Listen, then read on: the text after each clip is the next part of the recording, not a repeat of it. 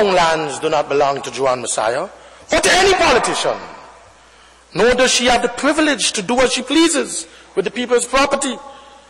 We demand fairness and equity in the allocation of Crown lands, regardless of political persuasion. Nothing more, nothing less.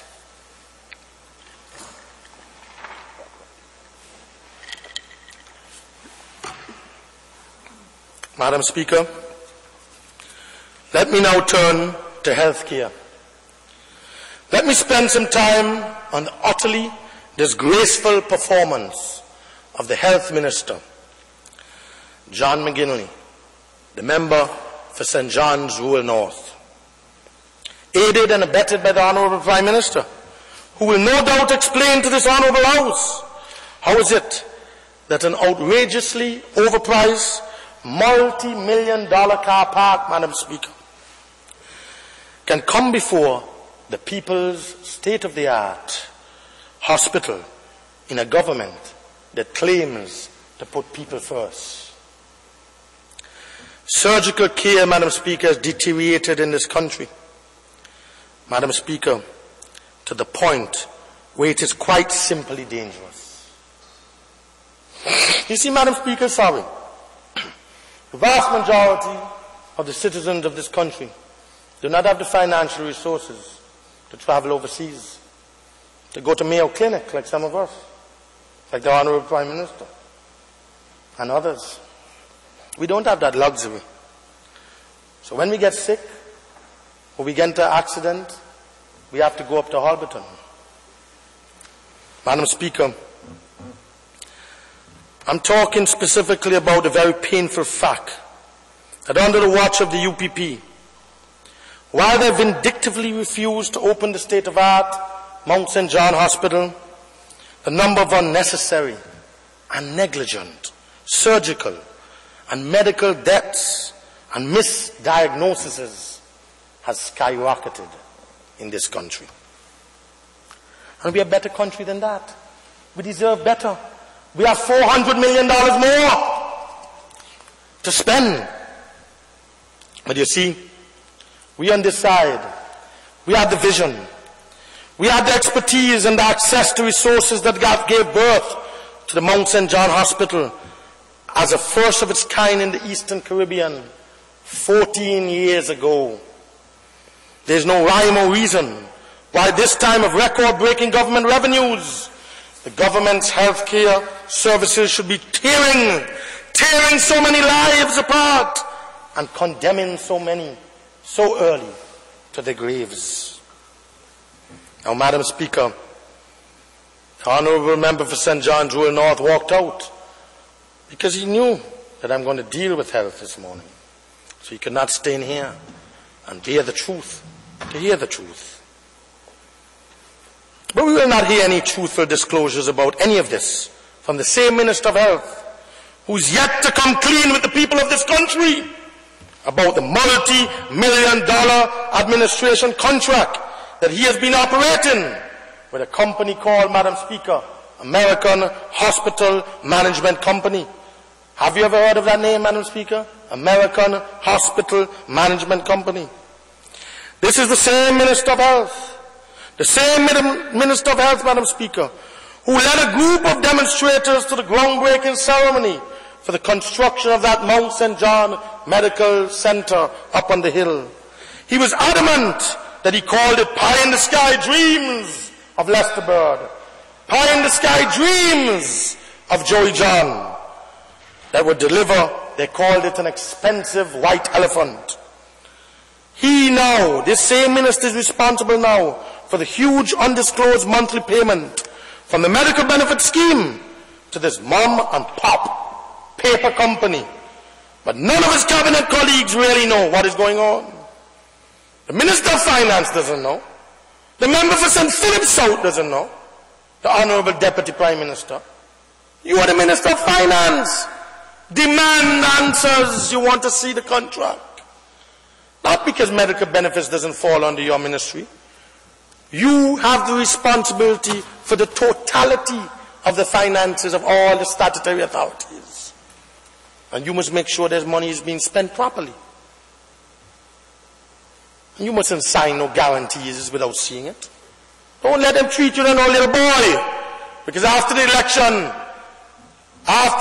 the hope is they want you to lose your seat to start, so that they can put Lenward Johnson as the Prime Minister, will take Minister of Finance, and put Lenward Johnson as Minister. Oh, Mansour. Senator, of course, a senator. Oh, come on, a senator, of course. And they're even speaking about putting Mansour as Minister of Finance. So demand the answers, my learned friend from Woolies. Don't let them ride no roughshod over you with their skullduggery and the corruption. Where's the agreement? Have your FS seen it? Have your technicians in finance analyzed it? Do you know if we're getting value for money? Or is just David Shaw will concoct this thing in some bedroom in Hodges Bay? No, it doesn't agree, sir. Nonetheless, Madam Speaker, this budget would have us believe there's no need for change because wasting the people's money is the right track and refusing to be accountable is the right direction. So what do we have, Madam Speaker? In opposition, the UPP vowed to close down the Mount St. John Medical Center, the brainchild of the Antigua Labour Party. Lester Bird conceived it. He made it a top priority of his administration shortly after he became Prime Minister in 1994, and he engaged the support of Dr. Joy John, a great surgeon, to champion the project from concept to fruition. And no matter how many tall stories and pro-UPP concoctions that are served up at the pre-election opening next month, that chapter, Madam Speaker, that chapter in our history will not be rewritten. You all are trying to rewrite history, creating new national heroes, trying to rewrite the history of this country. But that Mount St. John Medical Center, Prime Minister John McGinley not getting no credit for that. That is our brainchild over here.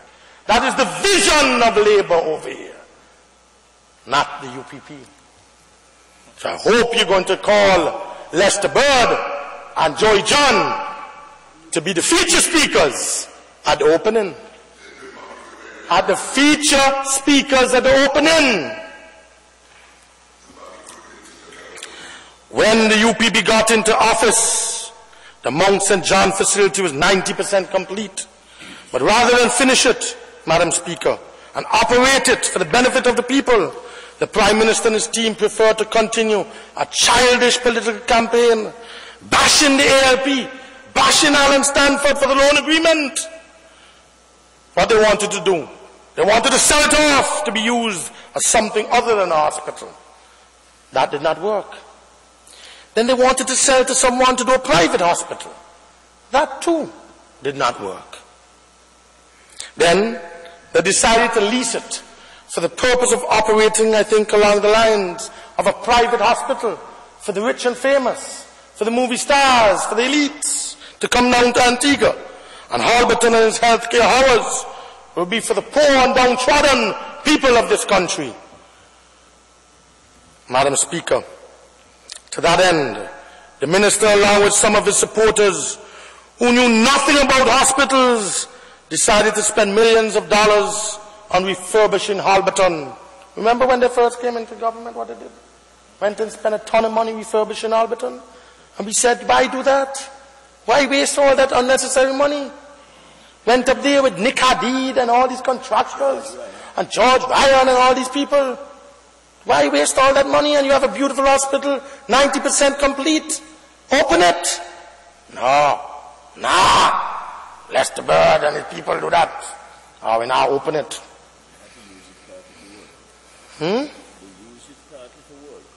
He used it partly for World Cup? Yes.